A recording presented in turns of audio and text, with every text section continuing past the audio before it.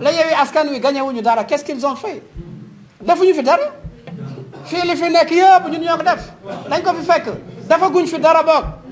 defaguñ fi dara ba léegi li fi nekk ñun la mais pourquoi population bi mën a dem voter Yewwi Askan Wi parce que dañoo dugg ci biir askan bi naan seen xel def ay intoxication tourner nit ñi gëmloo leen loo xam ne taxawul nit ñi gëm ko gëmloo leen ko peut-être ci le maire gëmloo leen ko peut-être ci Macky Sall gëmloo leen ko peut-être ci ñoom bu ñuy ñëwee la ñu mën a apporter plus que nous ak yooyu yëpp alors que loolu yëpp dara amu si loolu nag ñun ñoo waroon taxaw def loolu donc nag moo tax actuellement moo tax dégg naa fi parole bu ma neex danañ dem ci réseaux sociaux yi fi ñu nekk fañ nekk fekk leen fa danañ dem ci biir askan wi fekk leen fa danañ dem partout il faut aller partout parce que ñoom dañuy dugg partout te fépp fu ñuy dugg intox la ñuy def mais ñun ñu def lu ne fàng kenn du ko jeex li ma fi wax nii mais du ay fait parce que je n'ose pas le parler devant les médias devant les caméras et c'est vérifiable partout lépp lu ma wax boo demee Kër Massar nga fekk ko fa donc kon nag kon ñun nañu jóg parce que population mën nañ ko nax de mu def ay élections yu baaxul te man li ma jàpp gëm ko mooy population Kër Massar dañ leen nax parce que ki la créé exemple bu ndaw ki créé département bi kese Macky Sall moo créé son excellence le département de Kër Massar mais ki créé département di président de la République kooku moo yor tous les moyens kooku kay da nga ko war a jox département bi bu dee ku am xel rek di xalaat kooku da nga ko koy jox d'office mu liggéey département bi parce que loo koy fayee yàgg nga bëgg département moo la ko jox mais élection ñëw nga ne ko du ma la voter dem voter keneen mais loolu xel moo ko mënul nangu c'est parce que communication bi dafa manqué dafa des man li may leen di demander mooy il faut ñu descendre ci biir askan bi fekk leen ci seen biir nekk fekk leen ci seen i atelier mécanicien fekk leen ci seen i marché wax ak ñoom la langage de vérité parce que ñun dëgg la ñuy wax li ñu def la ñuy wax aujourd'hui tey gis ngeen depuis janvier ba léegi maire yaa ngi fi mais pour ñu dox problème la parce que manque de compétence parce que mairie du dangay yaakaar ne da ngay ñëw rek gis benn Moustapha Mbengue buy gérer benn mairie di la romb di dem ak dikk nga yaakaar ne c'est aussi facile que ça c'est pas une chose boo xam ne dañ koy jàng à l'école ça demande de l'expérience mairie da nga koy dund pour nga mën ko xam pour nga mën ko def mais diplôme bu yi si réew mi yëpp boo ko yoroon ñëw ñu fal la maire teg la nga toog pour nga liggéey problème lay doon moo tax jusqu'à présent de janvier ñu ngi ci mois de mai bientôt juin on nous parle des budgets peut-être état moo def sentiment mais les budgets 31 mars ku amul budget tu deviens fort clos loolu mooy commune loolu mooy taxi aujourd'hui suñ toogee bay mois de juin on parle de budget on parle de nangam c'est pour cela état xëy na département bu bees la muy am sentiment ñuy toog di xaar pour sax nga organiser sa personnel am des services pour nga mën a liggéey sax problème la donc yooyu incompétence lay wane incompétence nag continuité amul foofu aussi parce que booy laaj ñëw ci askan bi ne damaa mën jox leen ma Moustapha Mbengue mi xamul dara nangam su ma ñëwee lii soo faluwee da nga war a liggéey amoo droit naan may leen ma maa ngi doog a toog ak dama xamul lii ak damay défilé parce que waxoo woon loolu nit ñi waroo toog ba heure bii naan ay damaa amul mairie bu may liggéeyee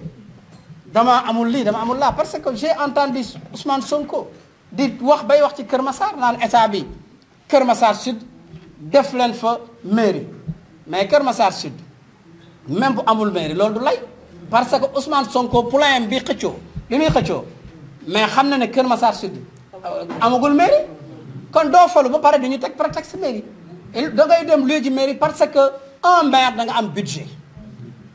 avec l'acte 3 de la décentralisation moo indi une territorialisation communale mais jox maire yi benn autonomie ñuy gérer seen territoire di recouvrer seen recette kon donc yow war nga mën a louer sa mairie dugal ko ci sa biir budget dem di liggéey di recouvrer sa recette di fay di ba mbaa ngay am mairie on a incendié la mairie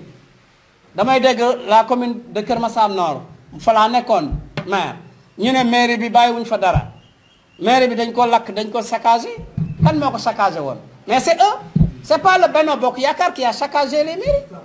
mais ñoom ñoo ko saccagé woon boo lakkee mairie nag mënoo ñëwaat di fa fekk dara kon doo fa fekk dara kon nag ba nga koy lakk xalaatoo woon ne da ngay gagné ay élection pour toog fa kon gagné bi nga gagné daf laa bett tey si sa budget ngay jéem a góorgóorlu heureusement que defar naa ko peinture ko def yëpp ba mu desoon ay équipement ils n'ont qu'à aller acheter des équipements dans leur budget voter dans leur budget des équipements ñu liggéey mais loolu du lay quand on a brûlé la mairie est-ce que administration lay taxaw di xaar mairie bi ñu lakk bañ defar ko wala ba maire boobu am mairie pour l'administration sénégalaise kon na liggéey l'administration c'est une continuité du taxaw du xaar dara mais man damaa jóg automatiquement ñëw Sotrac loué benn kër ci saa si wut équipement def fa parce que brûlé nañ mairie bi continuer foofu mais di recevoir di fa liggéey bi continuer moo am une continuité mais tooguma ne dañoo lakk mairie bi croiser les bras donc ce qui veut dire que bu ñu la falee yow yaa war a liggéey waroo toog naan lii wala laa di wut benn prétexte te loolu yëpp soo ko gisee c'est parce que rek ñàkk compétence la xamoo fooy teg say tànk dugg si nit ñi intoxiqué leen ba ñu teg la si bopp ba pare te mënoo dem donc loolu nag mënul nekk ñi ngi dégg lu bari nag yoo xam ne xëy na talaguñ ko parce que dañoo nekk ci préparation et élection législative mais ki connaît Moustapha Mbengue xam ne soo ko amee opposant parce que nag man opposé naa j'étais du PDS j'ai opposé le parti socialiste ma jóge fa ñëw PDS j'ai gagné le parti socialiste démissionné PDS àndandoo ak Macky Sall génn le PDS ñu créé APR ñëw gagné le PDS toog au pouvoir kon ñun xam nañ lan mooy opposition xam nañu lan mooy pouvoir